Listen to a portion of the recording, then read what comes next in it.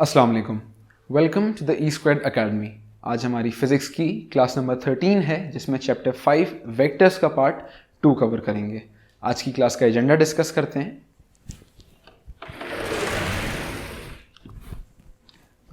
Last class में हमने देखा था कि एक वेक्टर को -1 से मल्टीप्लाई कराएं तो क्या होता है। अब हम पढ़ेंगे कि नेगेटिव ऑफ अ वेक्टर क्या है, एक वेक्टर का नेगेटिव क्या होता है, plus vector addition and graphical method. Last class में मल्टीप्लिकेशन पढ़ी थी, इस क्लास में एडिशन और सब्ट्रैक्शन पढ़ेंगे एक ग्राफिकल मेथड से।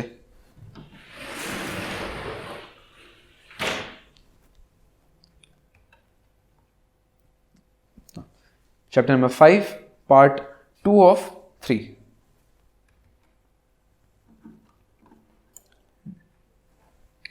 The negative of a vector. एक वेक्टर नेगेटिव बनता है जब या तो हम उसका मैग्नीट्यूड सेम रखें और उसकी डायरेक्शन को उल्टा करते हैं। जैसे कि ये है OA था, इस डायरेक्शन में 4 सेंटीमीटर्स, हमने इसको उल्टा कर दिया नीचे की डायरेक्शन में 4 सेंटीमीटर्स। तो ये और ये दो डिफरेंट वेक्टर्स हैं और ये वेक्टर इस वेक्टर का नेगेटिव है। और एक और भी मेथड है जैसे हमने लास्ट क्लास में डिस्कस किया था। If we multiply a vector by -n तो जो रिजल्टेंट वेक्टर होता है वो n times the original magnitude होता है, लेकिन डायरेक्शन ऑपोजिट होती है। तो अगर उस n की जगह हम 1 रख दें और किसी भी वेक्टर से मल्टीप्लाई कराएं तो वेक्टर का मैग्नीट्यूड उतना ही रहेगा और डायरेक्शन ऑपोजिट हो जाएगी। जिस तरह से इधर दिखा है, OA और OB are two different vectors because their magnitude is same but their direction is opposite या डिफरेंट।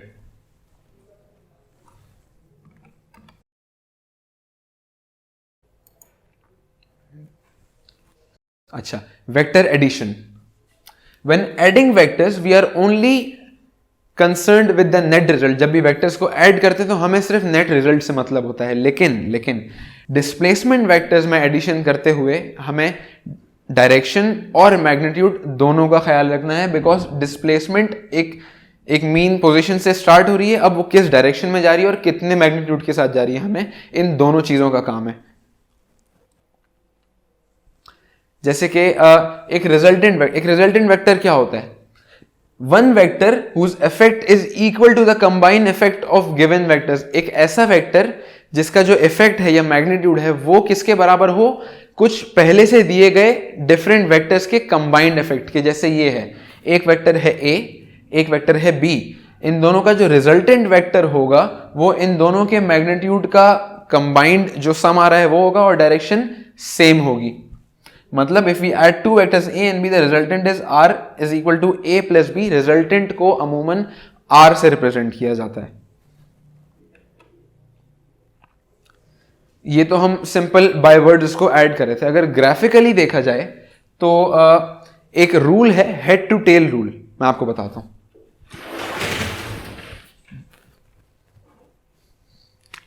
मेरे पास एक वेक्टर है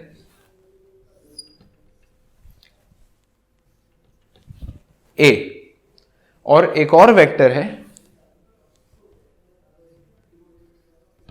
B। एक वेक्टर है A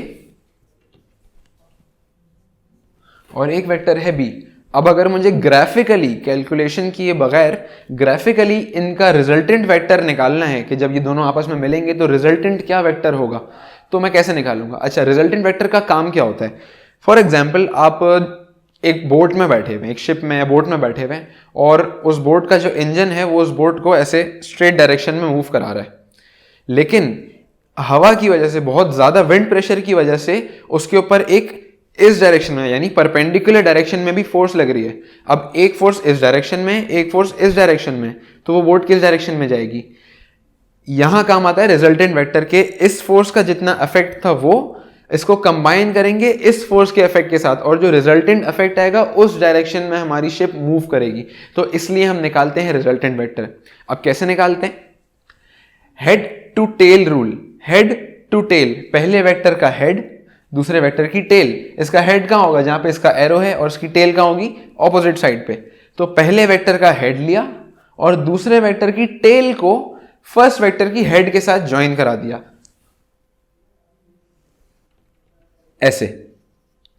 अब ये मैंने आपको एक्सप्लेन करने के लिए रफ डायग्राम बनाई है, लेकिन इस एक्सिस के साथ जितना एंगल पे ये बी होगा उतने ही एंगल पे हमारा ये बी ड्रॉ किया जाएगा, और जितने एंगल पे ये ए होगा उतने ही एंगल पे ए ड्रॉ किया जाएगा। जब इन दोनों लाइंस को आप ड्रॉ कर लेंगे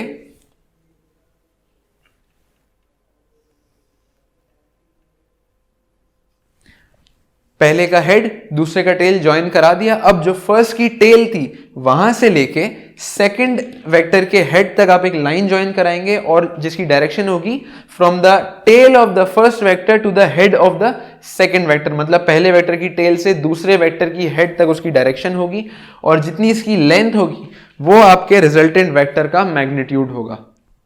फॉर एग्जाम्पल अगर ये 3.5 सेंटीमीटर्स है और ये 5 सेंटीमीटर्स है, तो इसकी जो लेंथ आएगी फॉर एग्जाम्पल अगर 4 सेंटीमीटर्स आती है तो इन दोनों का जो रिजल्टेंट वेक्टर है उसका मैग्नीट्यूड होगा 4, और उसकी जो डायरेक्शन होगी वो होगी इस हॉरिजॉन्टल से। जब हम एंगल निकालेंगे तो हमें इसकी डायरेक्शन मिलेगी।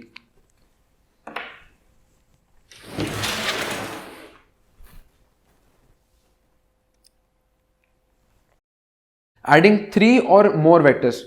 पहले तो सिंपल था, 2 वेक्टर्स थे, फर्स्ट की हेड और सेकंड के टेल को ज्वाइन करा के फिर उन दोनों लाइंस को मीट करा के रिजल्टेंट वेक्टर निकाल लिया। जब 3 या 3 से ज्यादा होंगे तो क्या करेंगे? सिंपल, फर्स्ट के हेड से सेकंड की टेल ज्वाइन कराई, फिर सेकंड के हेड से थर्ड की टेल ज्वाइन कराई, तीनों वेक्टर्स आ गए। अब फर्स्ट की टेल से लास्ट वेक्टर के हेड तक एक लाइन बनाई from the tail of the first vector towards the head of the last vector, और इस लाइन की जितनी लेंथ थी वो आपका रिजल्टेंट वेक्टर का मैग्नीट्यूड बन गया। अच्छा, पैरेलल वेक्टर्स, अगर ये सारे वेक्टर्स सेम डायरेक्शन में होते, पैरेलल टू ईच अदर होते, तो इनका जो रिजल्टेंट होता उस रिजल्टेंट वेक्टर का मैग्नीट्यूड इन सब के इंडिविजुअल वेक्टर्स का सम होता, और डायरेक्शन क्योंकि सबकी डायरेक्शन पैरेलल थी, सेम थी, तो रिजल्टेंट वेक्टर की डायरेक्शन भी इसी के डायरेक्शन जितनी होती या इसके बराबर होती।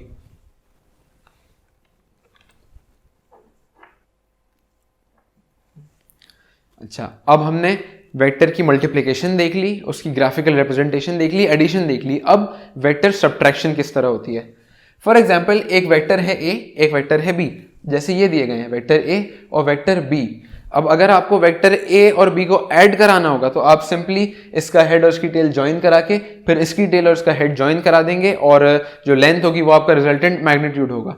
अगर आपको इन दोनों को सब्ट्रैक्ट कराना हो तो आप सिंपली इसको पहले -1 से मल्टीप्लाई कर देंगे, क्योंकि अगर आपको a माइनस बी लिखना है, या आप a माइनस बी लिखें या फिर आप लिखें a plus bracket minus B, ये दोनों सेम बात है। तो हमारे पास एडिशन के लिए तो ग्राफिकल मेथड मौजूद है, हेड टू टेल। अगर हम इसकी डायरेक्शन को उल्टा करके इसको माइनस बी बना दें तो हम सिंपली अपना हेड टू टेल रूल लगा के इनको ऐड करके रिजल्टेंट वेक्टर निकाल सकते हैं। तो फर्स्ट स्टेप है कि आप जो सेकंड क्वांटिटी है, जो सेकंड वेक्टर है, उसको -1 से मल्टीप्लाई कराएं। जब दोनों वेक्टर्स के एरोज या रिप्रेजेंटेशंस आ गई फिर आप उनको हेड टू टेल रूल के जरिए ज्वाइन कराएं और रिजल्टेंट वेक्टर निकाल लें। ये थी क्लास नंबर 13 जिसमें हमने चैप्टर 5 वेक्टर्स का पार्ट 2 कवर किया। Thank you.